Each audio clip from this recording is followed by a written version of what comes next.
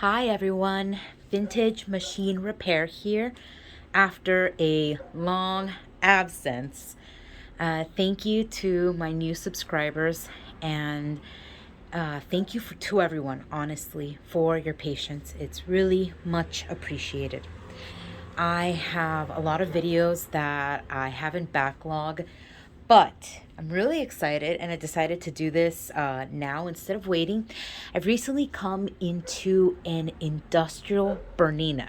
I know that exists. Apparently so. This is a Bernina 740 11. And you can see that Locutus of Borg is joining us today. Um, this Bernina is pretty freaking sweet. So I'll go into more detail with the machine. This is just a brief overview, but it comes in its own table. It's an industrial machine. So if you're familiar with industrial machines, they have a motor that is separate from the body of the machine. There's a big table. It's usually pretty heavy duty. You can imagine that it has to be pretty strong because this thing has a motor that is 5.6 amps. Yeah.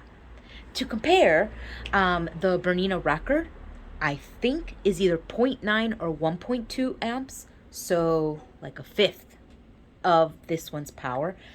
And the featherweight, for example, which is not a particularly powerful machine, that's not what it's famous for, that one has a motor of zero point 0.4 amps. So this baby is strong. It has a lot of the things that Bernina is very famous for. It has the ability to make multiple decorative stitches. It has the ability to make buttonholes. It is going to have a gorgeous straight stitch. I have a lot of work to do on this machine still. As I said, the motor is underneath.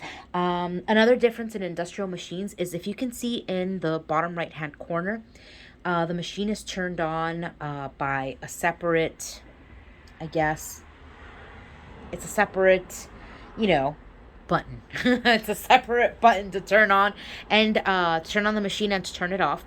And it has a foot pedal that's integrated into the machine. So it's not like the ones that in your domestic machines that you can just kind of wind the cord up.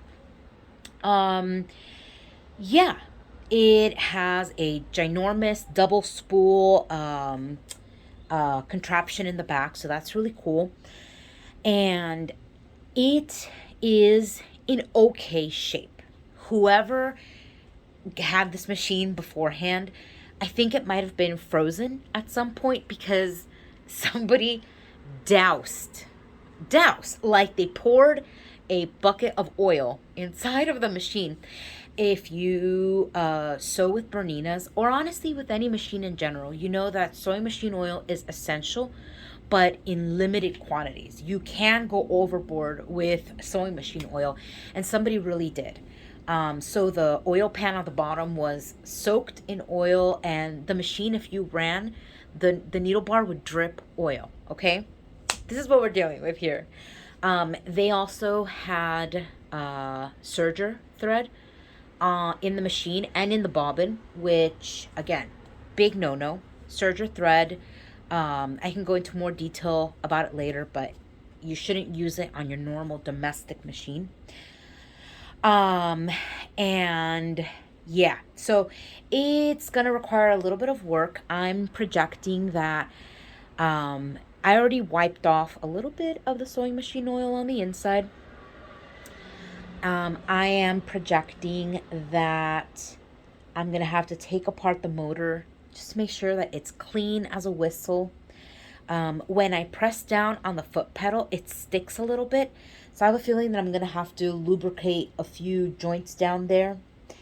The electricity, all of the wiring is in great condition. The belt is in good condition. I need to put a light bulb on here.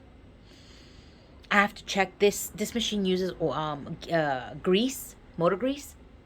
So I have to look into that and see if that's working okay. And then I'm sure the tension and everything is completely off. Plus, the feed dogs, the bobbin, everything down there, as I said, covered in sewing machine oil. So I have my work cut out for me, but I'm super excited. I'm hoping that this is a machine that I'm going to have as my permanent machine. I know I say that about every machine. I'm hoping this is going to be the one. I'm very excited about it. I have noticed that there are only a couple of videos about industrial Berninas on YouTube. So I am excited about putting out a lot more information. I'll be going detailed, just like I do in all my videos. I'll be going, a detailed process through everything that I do on it. And yeah, at the end, if I have a great working machine, I will be pleased as punch. Well, thanks for joining me, and happy sewing, and see you in the next video. Bye.